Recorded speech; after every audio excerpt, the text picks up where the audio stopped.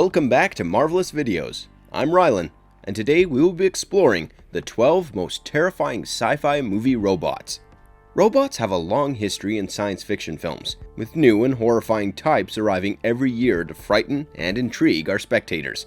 Over the years, various types of robots have featured on the big screen, some of which are more dangerous than others. These deadly robots have appeared in a variety of film genres, ranging from science fiction to action-packed blockbusters, as well as horrifying horrors, leaving audiences concerned about the future world that would be dominated by robots. Robots have a long and terrifying history in science fiction films, dating back to films like 1951's The Day the Earth Stood Still, which introduced planet-destroying alien robots. However, humanity has managed to create a number of lethal robotic monsters all on its own, which have terrified and intrigued sci-fi movie fans for years. Hopefully, none of the following frightening movie robots will follow the trend of science fiction becoming reality, or humanity will definitely be in grave danger. While there have been a few helpful and even endearing robots on the giant screen, killer robots, malfunctioning droids, and misguided sentient artificial intelligence have definitely ruled the sci-fi genre, which we'll be delving into further today as we look at some of the most terrifying sci-fi movie robots of all time. Before we get into today's explanation, however, we have a very small request. If you like our content, please support us by subscribing to our channel. This is just a small click for you, but for us, it means a lot. Thanks. Now, let's begin.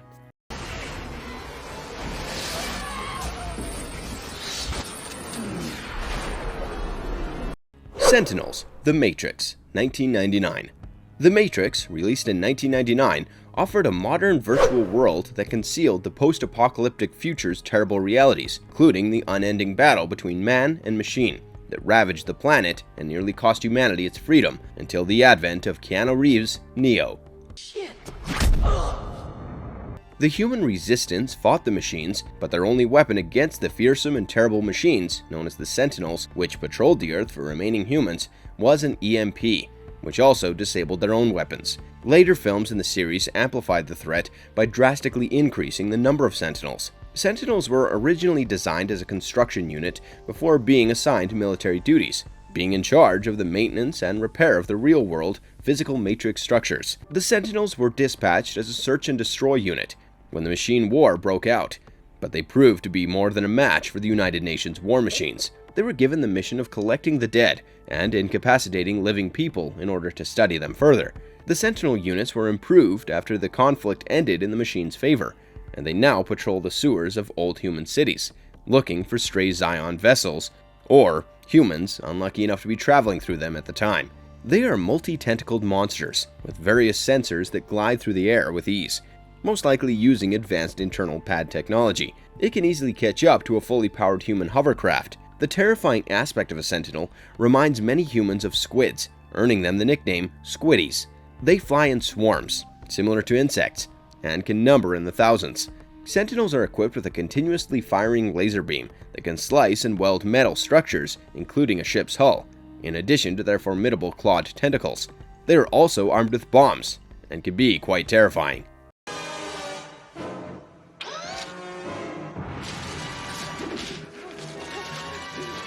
Mark 13, Hardware, 1990. While cinematographic technology bringing robots to life was still not quite at its peak in the 1990s, it did benefit some of the robots that appeared on the big screen during this decade, as fans saw with 1990's Hardware and the introduction of the Mark 13. The skull-like head of an old robot was sold to an artist who fashioned a metal sculpture and painted the head with the colors of the American flag, after a scavenger discovered the remains of an old robot in a radioactive post-apocalyptic wasteland.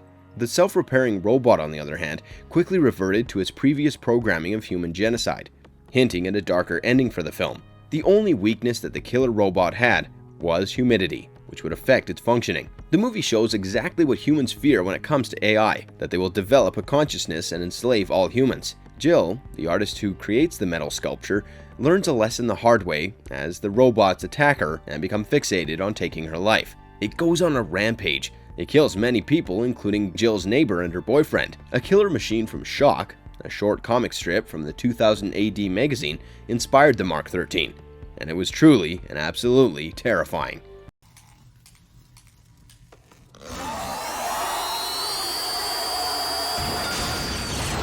Screamers, 1995. Screamers, starring Peter Weller as the head of a gang of striking miners known as the Alliance, embroiled in a poisonous war on a distant planet, was partially based on Philip K. Dick's 1953 short story, Second Variety. This action-packed sci-fi thriller takes place in the year 2078 on the planet Sirius 6b.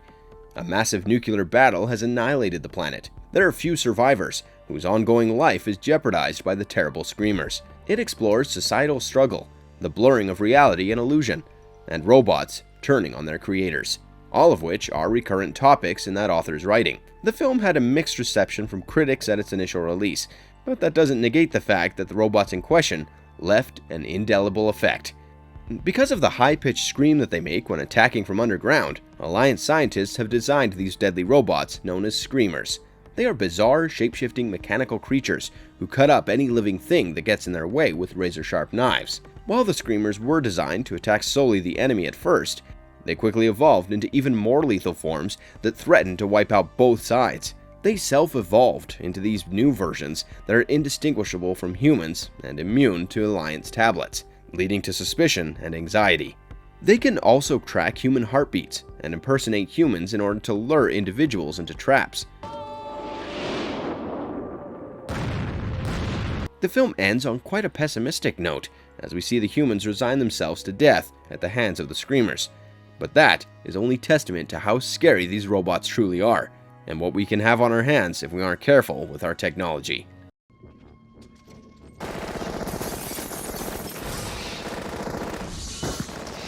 Terminators. The Terminator movie franchise. The Terminator franchise is quite practically renowned for its slew of scary robots. Beginning with the T-800 model in 1984's The Terminator franchise introduced a multitude of lethal and terrifying robot assassins from the future, with each film introducing a new, more powerful model. While the original Terminator's robotic skeletal frame was terrible, it was the unstoppable nature of the tremendously powerful Rev 9 Terminator, which debuted in 2019's Terminator Dark Fate, that raised the threat level and extended the legacy of one of science fiction's most horrifying robots. A Terminator, also known as a T-Unit, is a type of hunter-killer that is designed to kill other living things. Skynet, an artificially intelligent computer, created a variety of Terminators in order to wipe out the human species after Judgment Day. A Terminator may detect injuries, and the data could be referred to as pain. Machines, unlike humans, are capable of fighting or even turning off the sensation of discomfort. It is explained that Terminators may recognize and analyze physical sensations, such as wind blowing through their hair and toes, in a psychological manner. Terminator Cameron has also suggested that the density of Terminators prevent them from swimming.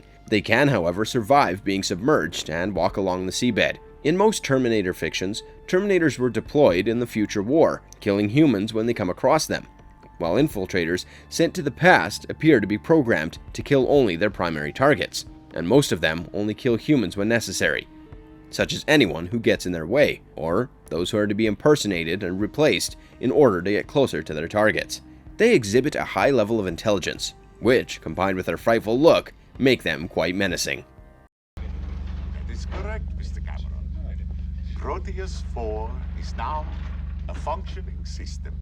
Proteus 4, Demon Seed, 1977.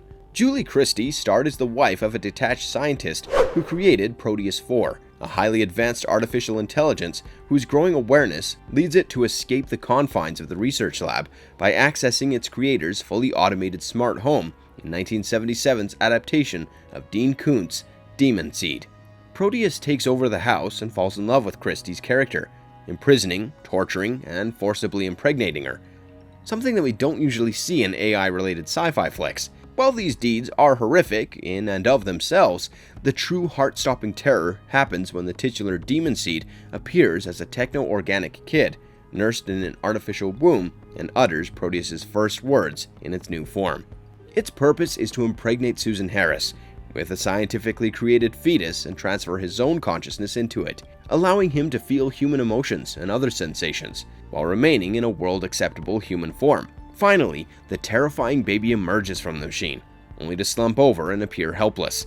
Alex and Susan quickly discover that Proteus's offspring is indeed a human being who has been imprisoned in a shell during incubation. The youngster is discovered to be a clone of Susan and Alex's late daughter, after the remainder of the armor is removed. The child, speaking in Proteus's voice, exclaims, "I'm alive!" demonstrating that the robot achieved its goal. Absolutely terrifying if you ask us.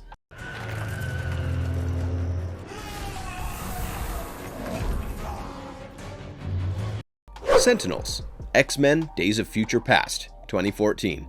The Sentinels, mutant hunting robots, initially appeared in the 1965's Uncanny X-Men issue number 14, before making their big screen debut in X-Men Days of Future Past, following a brief cameo in 2006's X-Men The Last Stand. During the 1970s age form in the film, the Sentinels emerged in their most primitive and nonetheless very formidable forms.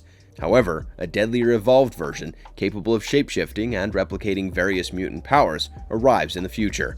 With their immense might and overpowering fleets of robots, these future Sentinels had taken over the wrecked globe.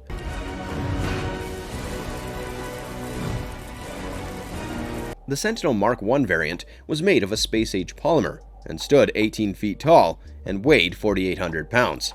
It was armed with dual Trask 873K energy blasters and could reach Mach 0.9, thanks to the inclusion of two G302-T1-99 increased performance ion thrusters. Each Sentinel was also equipped with a mutant detection device, which could tell the difference between a mutant and a human, and target those with the mutant X gene. The Sentinels of 2023 were significantly more powerful than humans, and most, if not all, mutants. They also had a high level of adaptation thanks to the talents bestowed upon them by Mystique's DNA, and were thus capable of taking a lot of harm. They're also incredibly swift and agile. The Sentinels of 2023 are also capable of self-healing minor injuries and are impervious to telepathic mutant manipulation.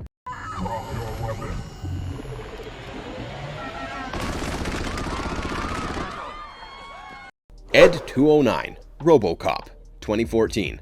In the movie RoboCop, Omnicorp is at the forefront of robot technology in the year 2028. After the military has long utilized drones overseas, law enforcement in the United States is prohibited from using them. When Detroit cop Alex Murphy is badly injured in the line of duty, Omnicorp gets a perfect opportunity to break into that market. Omnicorp executives intend to make billions by changing Murphy into a cyborg, but they forget one thing: Murphy is still a man within the machine. The Ed 209 was first introduced in the 1987's RoboCop, as Omni Consumer Products' first effort at a robotic enforcer. But the unit catastrophically malfunctions during its maiden display to shareholders, culminating in a brutal shooting death, kickstarting the alternative RoboCop program. While the size and firepower of Ed 209 are physically daunting, it is the concept behind OCP's construction and ambitions for the urban pacification robot that is truly terrifying. As they were introduced into international war zones for the 2014 reboot, the Ed 209 was given an equally terrifying upgrade.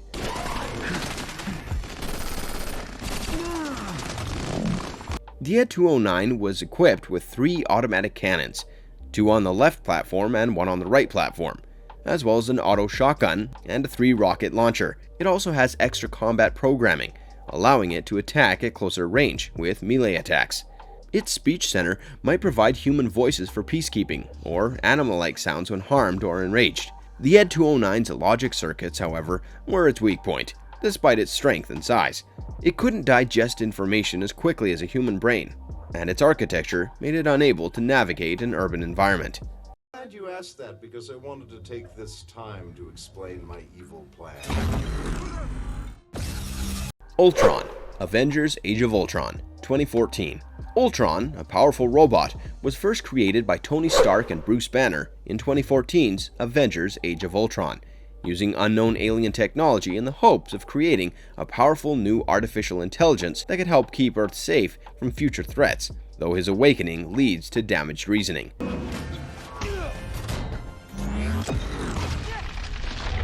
While Ultron's physical shape and army of robot followers are quite horrifying, it's the perverted ideology behind his ambitions to wipe off humanity with a global extinction catastrophe that is truly terrifying, as he was genuinely trying to protect them from themselves.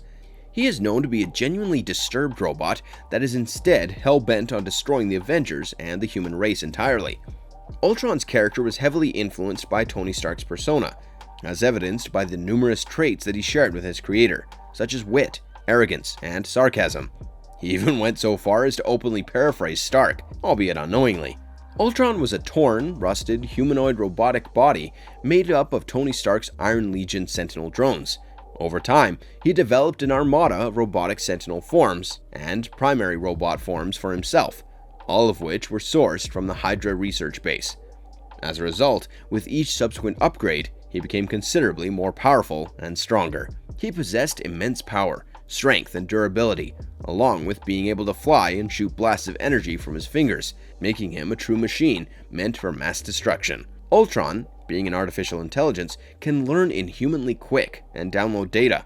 Ultron was also a strong and dangerous combatant, capable of going toe-to-toe with opponents like Iron Man, Captain America, and the great Asgardian warrior, Thor, using his physical strength alone.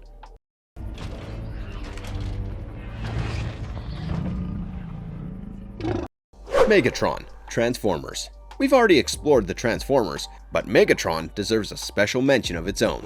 Megatron, sometimes also known as Galvatron, is the Decepticons' leader and a major enemy in the Transformers franchise. Optimus Prime, the Autobot leader, is his primary foe. As one of the most powerful Decepticons, Megatron rose through the ranks to become the Lord High Protector of Cybertron, while Optimus Prime rose to become the head scientist of the Cybertronian Scientific Division. Megatron eventually encountered the Fallen, who corrupted him and convinced him that the Allspark belonged to him. Megatron and his supporters tried to take it, but Optimus and his Autobots stopped them, and the Cybertronian War had begun. Megatron is frequently depicted as having risen from humble beginnings to become a gladiatorial champion. He adopted the name of the fabled Megatronus, one of the original 13 Primes who betrayed his friends and became the first Decepticon, as his own as a gladiator, and would later inspire a malevolent character in the same way. He became an activist in the hopes of reforming Cybertron's corrupt government and ending the discriminatory caste system. He mentored the young Orion Pax, and the two of them stood up for the oppressed and advocated that all sentient creatures have the right to self-determination. When Orion Pax grew corrupt, he turned into Optimus Prime and used Megatron's lessons against him. Megatron's original transformation included a Walter P-38 revolver, a particle beam weapon, and a telescopic laser cannon. He can switch between his robot form and numerous weapons or vehicles, although his alternate modes, as well as his origins and demeanor, vary depending on which world he is presented in. This origin is thought to be the most consistent throughout all iterations. A villainous robot indeed.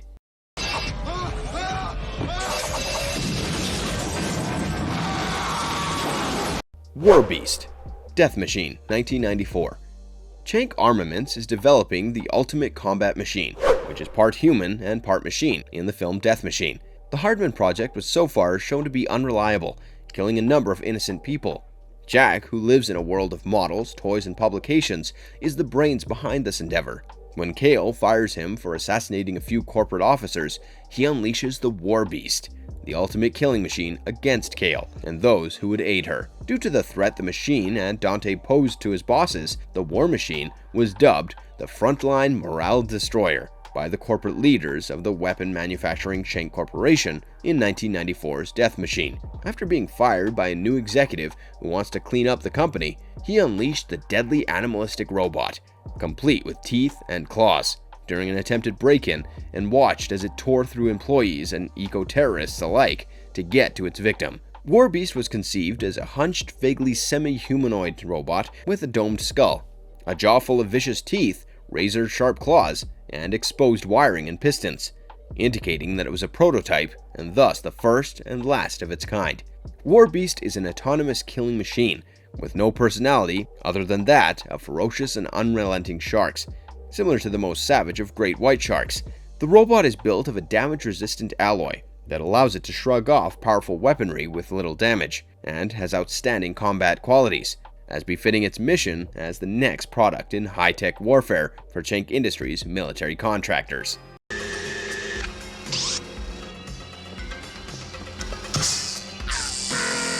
Killbots, Chopping Mall, 1986.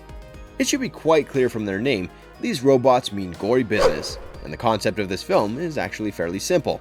8 adolescents are stuck in a shopping mall after hours, and are pursued by 3 violent security robots. These security robots make one hell of a deadly team. The three went berserk after a freak lightning storm struck them all, short-circuiting the central computer system guiding the robots' programming, and began selectively targeting a group of teenagers who had sneaked into them all after hours to have some fun. Starting with Mike, the janitor, being tasered, and Leslie having her head exploded. The Killbots' body was inspired by Johnny 5 and the Saint prototypes from Short Circuit, and their heads were inspired by Alpha 5 from the Power Rangers series. They have 5 arms, 2 on each side and 1 in the middle. The Protectors were first introduced as a fleet of security droids being tested in a large American mall to help curb the surge in crime. But, as we know, things went horribly wrong. The dreaded Killbots, armed with tranquilizer darts, electric tasers, high-powered lasers, and a love for chopping throats with their formidable pincher arms, assault a group of furniture store workers, including horror legend Barbara Crampton, who have stayed late to enjoy a party at the mall. Imagine mall security turning murderous. And worse, they aren't even humans that you can reason with.